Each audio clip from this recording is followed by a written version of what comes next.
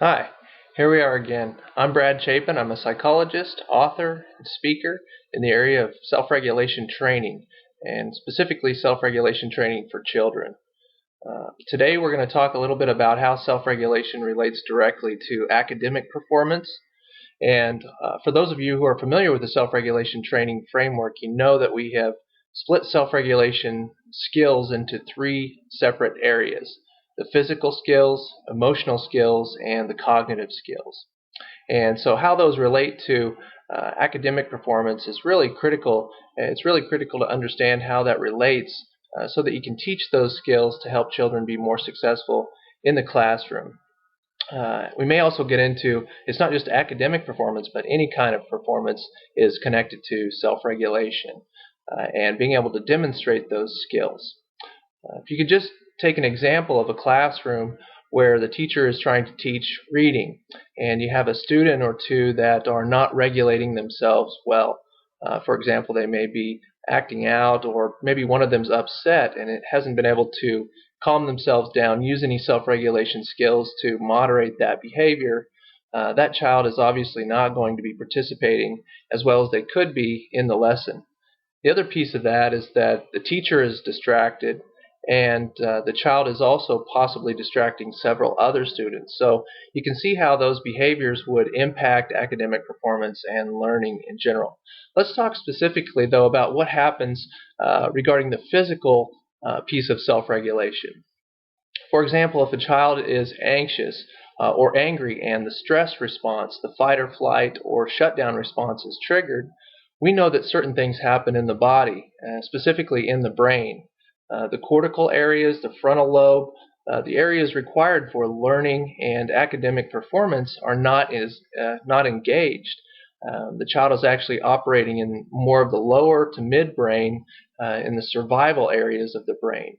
So what we would want to do to increase academic performance is be able to teach the child the skills necessary to moderate that response. If that response, that fight or flight response, is triggered, the faster that we can be able to help that child and get that under control and put the cortical brain back in charge, the faster they're going to be able to get back to a place where they can learn better.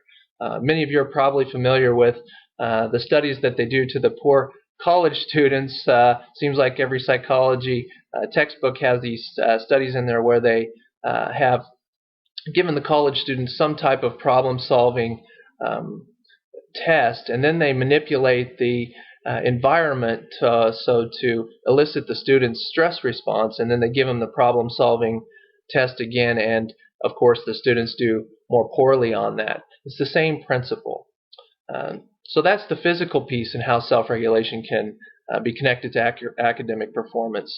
The emotional piece of self-regulation in the framework is directed at teaching children teaching them the ability to identify emotions accurately and also be able to communicate and express those feelings in a way that's meaningful and healthy, not disruptive.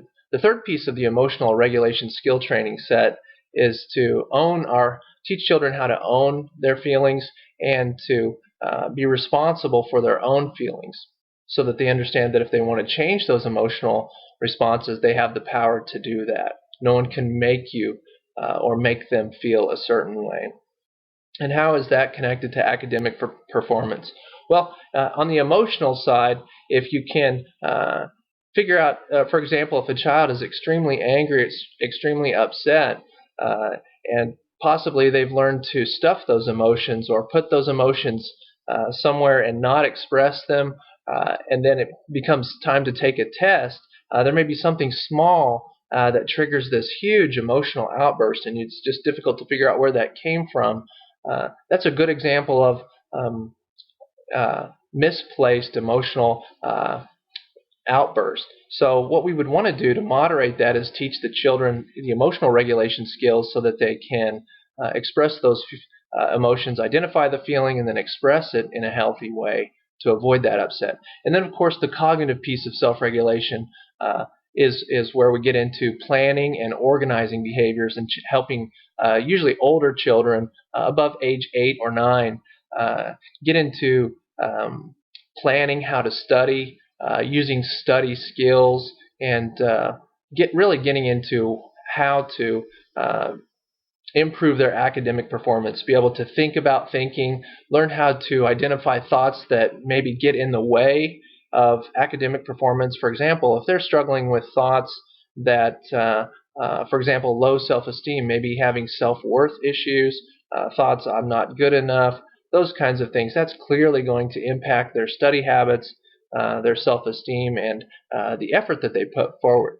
So in each one of these skill training areas, you can see how academic performance can be impacted by the self-regulation skills or lack of self-regulation skills. I'm also going to show you a slide that I think is extremely powerful, and it connects it looks at how self-regulation or self-discipline is correlated with academic performance, and it also puts that into perspective with how IQ factors in as well. This is a slide from a study conducted by Duckworth. It indicates the relationship between self-regulation or self-discipline and academic performance. As you can see, self-discipline is a better predictor of academic performance than IQ.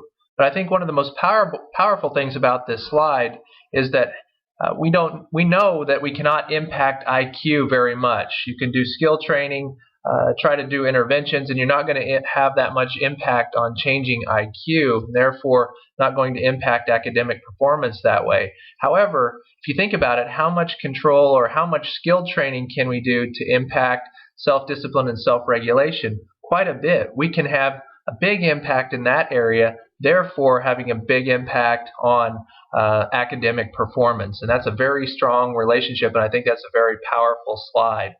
As you can see, self-regulation is clearly critical for academic performance and also other areas of performance. You can also understand how self-regulation can be important in the areas of sports and also job performance. If you're having difficulty, or if you understand that a child's having difficulty moderating their stress response, or having difficulty expressing emotions in healthy ways, you can see how that would clearly have an impact on their ability to perform at their best.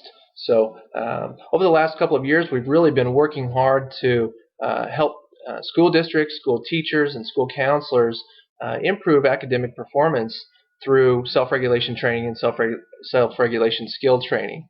For more information about what those skill training exercises can look like in the areas of physical, emotional, and cognitive, you can check out the book, Helping Young People Learn Self-Regulation.